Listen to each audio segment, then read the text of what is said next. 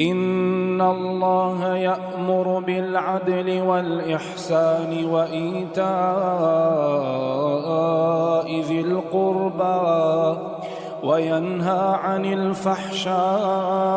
والمنكر والبغي يعظكم لعلكم تذكرون وأوفوا بعهد الله إذا عاهدتم ولا تنقضوا الأيمان بعد توكيدها وقد جعلتم الله عليكم كفيلا إن الله يعلم ما تفعلون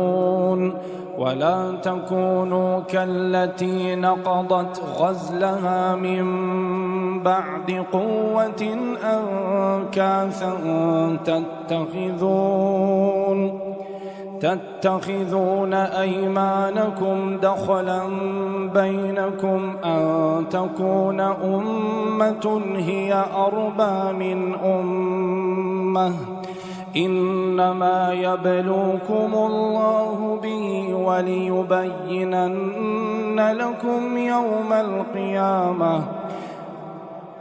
وليبينن لكم يوم القيامة ما كنتم فيه تختلفون ولو شاء الله لجعلكم أمة واحدة ولكن يضل من يشاء ويهدي من يشاء ولتسألن عما كنتم تعملون ولا تتخذوا أيمانكم دخلا بينكم فتزل قدم بعد ثبوتها وتذوقوا السوء بما صددتم عن سبيل الله ولكم عذاب عظيم ولا تشتروا بعهد الله ثمنا قليلا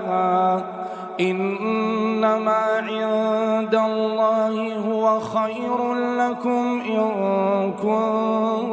كنتم تعلمون ما عندكم ينفد وما عند الله باق ولنجزين الذين صبروا أجرهم بأحسن ما كانوا يعملون من عمل صالحا من ذكر أو أنثى وهو مؤمن فلنحيينه حياة طيبة ولنجزينهم أجرهم بأحسن ما كانوا يعملون فإذا قرأت القرآن فاستعذ بالله من الشيطان الرجيم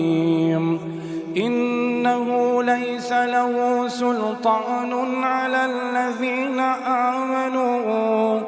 وعلى ربهم يتوكلون